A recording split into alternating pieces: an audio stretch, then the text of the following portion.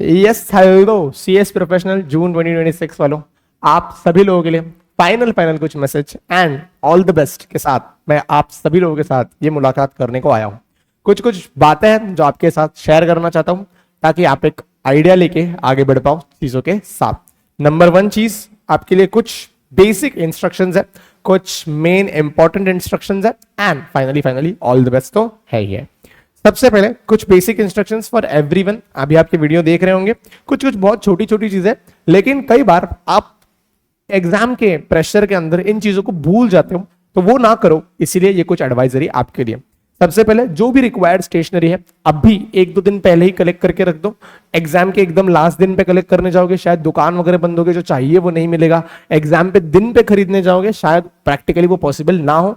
मेरे फ्रेंड के साथ मैंने होते हुए देखा था, कैल्सी नहीं लेकर आया था, एकदम एग्जाम के दिन पे कैल्सी ढूंढ रहा था दुकानों में जाके, जिससे पहले पेपर में उसको थोड़ा लेट हो गया था 5-2 मिनट का। तो ये आप अवॉइड कर सकते हो। ऐसी चीजें जो आप पहले से प्रिपेयर्ड रहोगे तो आप इसको अवॉइड कर सकते हो। दूसरा, एडमिट कार्ड को अच्छे से पढ़ लो पूरा स्टार्ट टू एंड। छोटी छोटी चीजें होती है लेकिन एक बार अच्छे से गो थ्रू कर देना, क्योंकि फर्दर आगे जाके कोई इश्यू नहीं होना चाहिए। कौन से पेन यूज करने हैं, कौन से कलर्स यूज करने हैं, शायद कुछ लोग ब्लैक पेन यूज कर रहे होंगे, आप एक बार चेक कर लेना, क्रॉस चेक कर लेना क्या एडमिट कार्ड अलाउड भी करता है कि नहीं करता है ब्लैक पेन से पेपर लिखना। Just go once and check that. Then और एक छोटी मोटी चीजें होती है, जैसे एडमिट कार्ड पे आपको लिखा हुआ मिल जाएगा, नाम वगैरह मत लिखना, श्री या किसी रिलीजन का नाम मत लिख के आ जाना, वो प्रॉब्लमेटिक बनता है। तो ऐसी कुछ छोटी छोटी चीजें होती है, जब भी आपके पास थोड़ा सा फ्री टाइम है, ब्रेक है, एक बार अच्छे से गो थ्रू जरूर करके चले जाना एडमिट कार्ड से।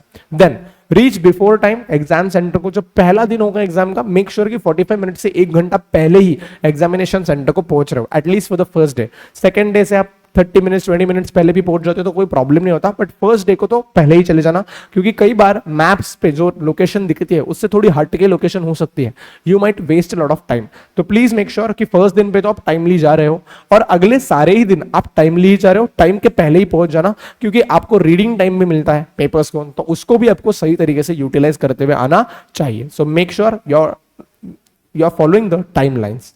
देन अगले आने वाले दिनों के लिए बहुत सारा अच्छे से पानी पीना। एक तो बहुत ज्यादा गर्मी है, डिहाइड्रेशन होगा, और अगर पानी कम पिया होगा तो दिमाग दुखने लगेगा। एग्जाम टाइम में स्पेसिफिकली अपन ये अफोर्ड नहीं कर सकते कि आपका दिमाग दुख रहा है, तो please make sure you are drinking a lot of ample amount of water.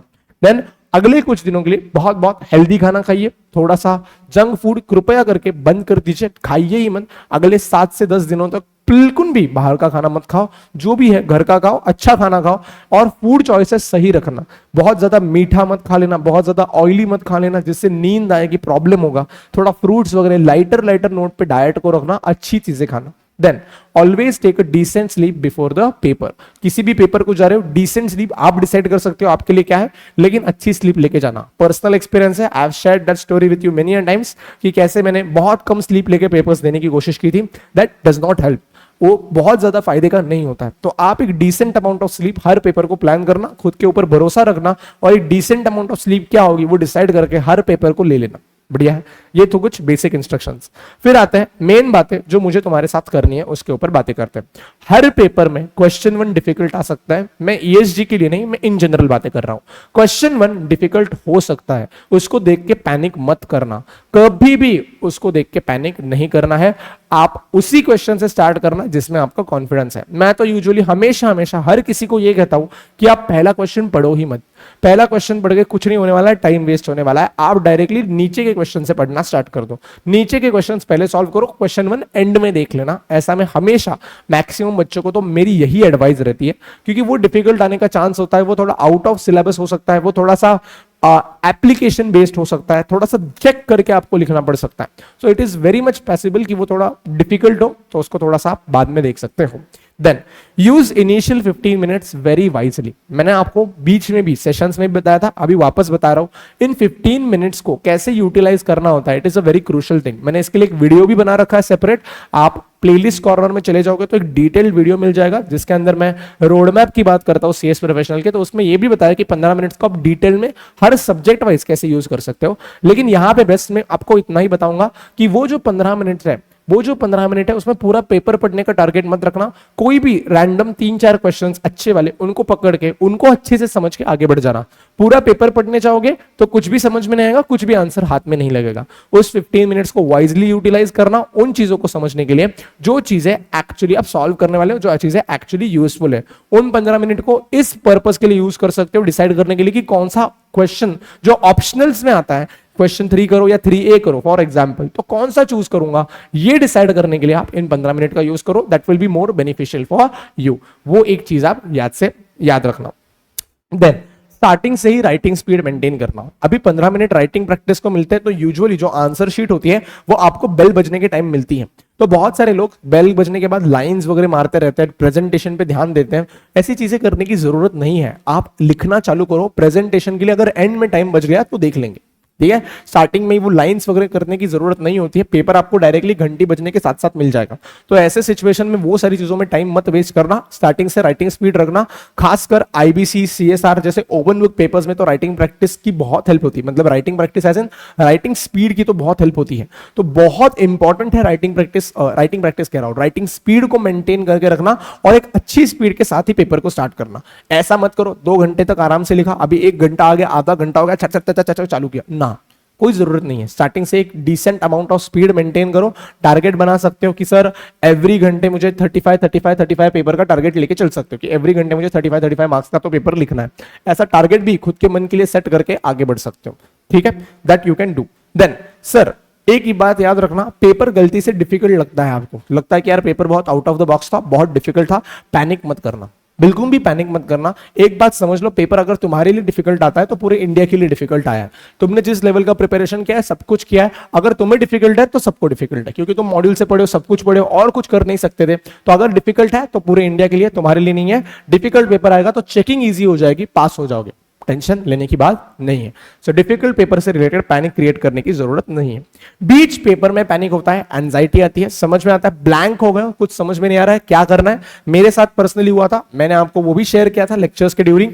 आपको कुछ नहीं करना है, शांत बैठना है, पेन वगैरह साइड को रख दो, लंबी लंबी सांसें लो, ब्रीद इन ब्रीद आउट, छोड़ दो। थोड़ा सा बाद, थोड़ी देर बाद नर्व सेटल डाउन हो जाएंगे, फिर से चीजें याद आने लगेगी और फिर से लिखने लगना।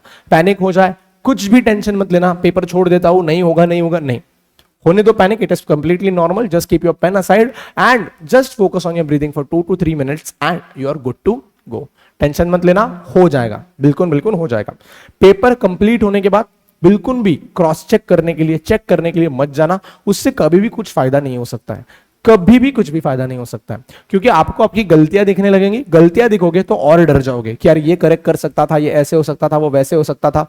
ना, कोई जरूरत नहीं है, बिल्कुल भी क्रॉस चेक मत करो। आप आपके नेक्स्ट पेपर की तैयारी शुरू कर दो। वैसे भी वो पेपर हो गया, उसके अंदर कुछ और इंप्रूवमेंट करना पॉसिबल नहीं है, तो you can leave that aside and directly focus on to the next one. Then आता है नो मैटर व्हाट, आप मुझसे एक चीज का वादा कर रहे हो, यहां पे मैं आपसे एक वादा मांग रहा हूं, मेरा हाथ आ गया, आई बिलीव आप इस वादे को निभा रहे हो, आपका हाथ भी आगे होगा और आप इस वादे को निभा रहे हो। कुछ भी हो जाए तुम पेपर्स छोड़ के नहीं आओगे, कुछ भी हो जाए आप पेपर छोड़ के नहीं आओगे। सर मतलब क्या, एक पेपर खराब गया, आगे के नहीं लिखता हो, आप ऐसा नहीं करोगे। ये आप मुझे यहां पे वादा कर रहे हो, आप प्रॉमिस कर रहे हो मुझे यहां पे कि कुछ भी हो जाए, कैसे भी पेपर जाए, मैं सारे लिख के आऊंगा। I want that promise. देखो एक पेपर खराब हो गया, लगता है कि आगे का पास होऊंगा नहीं होऊंगा, इसी में फेल होने वाला हूं, कुछ फर्क नहीं पड़ता, शायद उसी पेपर में पास हो जाओ, आगे के सारे पेपर्स में तुम पास हो सकते थे, फिर भी चांस छोड़ दिया तुमने पेपर ना देखे। ऐसा हो सकता है कि चलो वो पेपर खराब गया, उसमें फेल हो जाते, कोई प्रॉब्लम नहीं है, आगे के पेपर के एग्जामिनेशन का चांस छोड़ दिया शायद तुमने। तो कुछ भी हो जाए, कुछ भी, सारे पेपर्स देके आने। वन मोर थिंग, चाहे कुछ भी हो जाए, you have to try to attempt 100 marks paper. कुछ भी हो जाए, खुद से वादा कर लो कि मैं कोशिश करूंगा कि मैं 100 मार्क्स का पेपर लिख के आने वाला हूं। बढ़िया है। देन लास्ट की कुछ चीजें, लास्ट की कुछ छोटी छोटी चीजें, टेंशन मत लो, you have already done the most difficult part. आपका जो सबसे डिफिकल्ट फेज था वो था पढ़ाई करना। इन 2-4 महीनों में कंसिस्टेंटली पढ़ाई करना, क्लासेस के साथ पढ़ाई करना, सेल्फ स्टडी करना, वो सैक्रिफाइसेस करना, वो सब कुछ हो गया है। The difficult part is already done. The reality is paper giving is not the difficult part, उसके लिए प्रिपेयर करना डिफिकल्ट होता है। अभी तो बस एग्जीक्यूशन का टाइम है, वो हो जाएगा, उसका टेंशन मत लो, टेंशन लेने की कोई जरूरत नहीं है। सबसे मुश्किल काम ऑलरेडी हो गया है। मैंने आपको बताया था, माउंट एवरेस्ट की स्टोरी बताई थी आपको, क्या बताया था कि भाई तुम पेपर्स का टेंशन लेते हो, the reality is mount Everest के पीक पे चढ़ना इज द डिफिकल्ट टास्क। उस पीक पे चढ़ने के बाद छोटा सा लास्ट का डिफिकल्ट फेज क्रॉस करना is not a difficult part, क्योंकि आपने इतनी मेहनत की होती है कि उस डिफिकल्ट फेज को आप आराम से क्रॉस कर लेते हो। वही बात है, आपने इतनी मेहनत की है, आपका काम हो जाएगा, टेंशन लेने की जरूरत नहीं है। देन एक बात याद रखना, don't think about result, just focus on efforts. हम हमेशा कहते हैं क्लास में, हमेशा बात करते हैं इसके ऊपर कि आपके हाथ में रिजल्ट आज नहीं है, कल नहीं था, परसों नहीं होगा, कभी भी नहीं होगा। आपके हाथ में एफर्ट्स देना है। अगर आपके एफर्ट्स ट्रू है, अगर आपकी मेहनत सच्ची है, अगर आपने आपका सब कुछ दे दिया है, तो भगवान जी रिजल्ट बना देंगे, आप टेंशन उसकी मत लो। बढ़िया है, just focus on your efforts. Result के ऊपर सोच के भी कोई मतलब नहीं है, कैसा होगा, पास होगा, फेल होगा, कुछ भी मत सोचना। जस्ट डू योर काम, जस्ट डू योर वर्क। आप जाइए, काम कीजिए, कर्म कीजिए, और बाकी भगवान जी संभाल लेंगे। अभी फाइनल जो लास्ट चीजें बची है, वो बचता है मेरी साइड से आपको एक ऑल द वेरी बेस्ट। ठीक है, सबसे पहले देखो, सबसे पहले मैं तुमको बताता हूं, आई बिलीव इन यू। मैं आपको बता रहा हूं, आई बिलीव इन यू। मुझे पता है कि तुम पेपर फोड़ के आने वाले हो, पेपर में बहुत प्यारे मार्क्स लाने वाले हो, मुझे तुम पे पूरा भरोसा है। आई 100% जेन्युइनली कह रहा हूं, कहने के लिए नहीं, मुझे पूरा विश्वास है कि तुम पेपर अच्छे से लिखने वाले हो। I completely believe in you. मैं पर्सनली तुम पे यकीन रखता हूं। It is the right time now, ये सही समय है जब तुम खुद पे विश्वास रखो।